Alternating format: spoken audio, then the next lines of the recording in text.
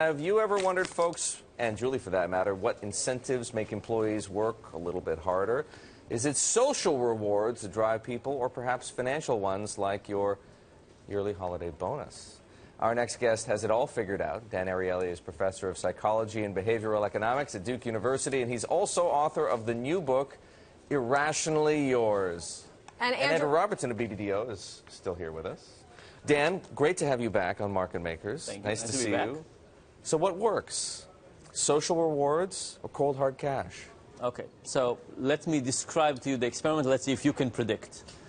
Okay, so another quiz. I failed right. Stephanie's quiz earlier this morning miserably. Okay, so we did this experiment at Intel, the chip manufacturer, and this is a place where people come for 4 days. They work for 4 days, very long shift, 12 hours days. So they have 4 days on and then 4 days off. 4 days on. And what job function? They make chips. Got it.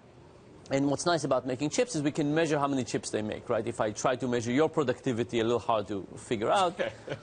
But, you know, people who make chips, we have some output measure. Now, on the first day of the first shift, Intel gives them a bonus. They say, if you perform at this level, you make, let's say, 1,300 chips, we'll give you $25. You don't make it, zero. So it's a threshold. And then no bonus on the second day, no bonus on the third, no bonus on the fourth. 4 days off, back to the bonus. So that's what they do. We said, let's do a control condition. Let's have another condition in which we give people nothing, right? Just compare that. Start with nothing. Nothing. Then we said another condition, how about if we give people pizza?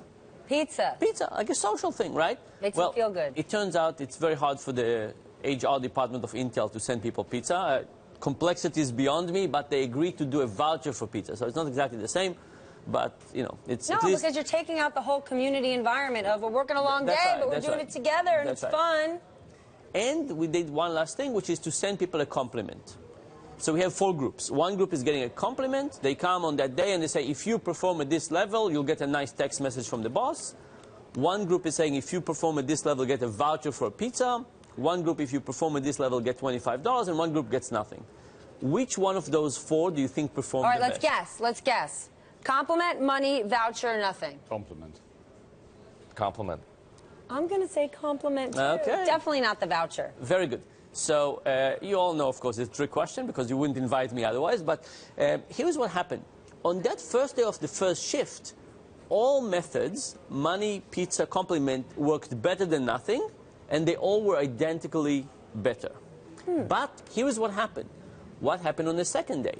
Remember, on the next day, there was no bonus involved, but now things happened. Why? Because the people who got money on the first day worked harder, but on the second day, they worked 15% worse than a control condition. Whoa. It's as if they said, yesterday, I worked hard, you gave me money. Today, there's no money, I'm not so interested. Right? So they went up, they went down, and then they slowly went up back to the control condition. So in total, by giving people this money, Intel lost about 5% of productivity. And by the way, that's the thing they were doing generally. So we went to them, we talked to the managers, and we said, look, your intuition was so wrong, right? You created this bonus because you thought it would help. Clearly, it not only didn't help, it hurt your performance. We said, let us maybe even change the compensation for the top management. Maybe your intuitions about that is wrong as well. But, you know, they were not interested in those experiments. But wait. What happened to the other rewards? So the text message from the boss went up in the same way and went down slowly but never backfired, and pizza was somewhere in the middle.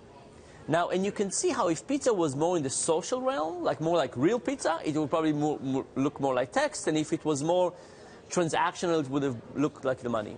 And this is the thing, you know, there are so many jobs in which we rely on people's goodness to perform at the higher level. We can't create a specific contract. Here is how much exactly you're getting.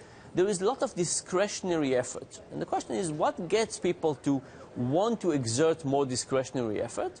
And look, we have to pay people, and we should pay people well, but what gets people to do more discretionary effort is often not a little bit more money, but instead it's something that they care about. But isn't this the problem with the financial industry? Before the crisis, when it was all about getting paid the most amount of money possible, then the crisis hits, regulators say you can't pay people anymore. They realize how much they hate working at banks and how poorly they're treated. So that's the question of, you know, what was money is a function of before the financial crisis. And I don't think money was just money. It was keeping score. It was feeling appreciated. I spoke with a head of a big bank, and I said, you know, what happens when you give somebody a bonus of more than $1 million? He said, we give them the check, and we don't even smile at them.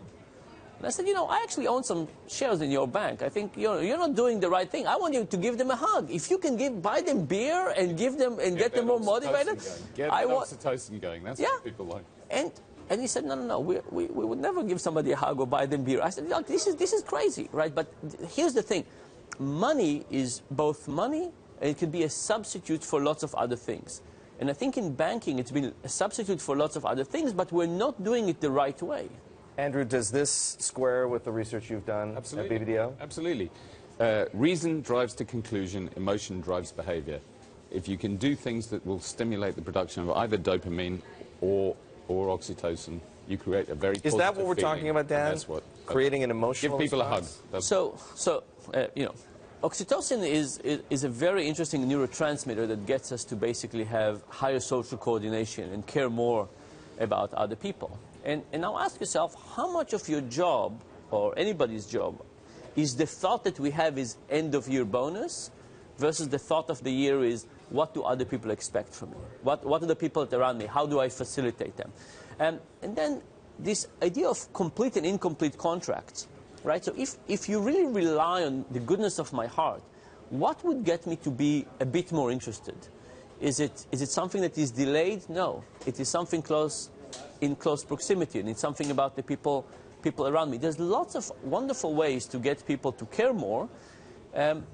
Money is one of them, but money is often not the most optimal one. And it's kind of a shame, because if you say, let's structure the enjoyment of people with money and other types of incentives, everybody could benefit, right? You could get people to produce more and be happier at the same time.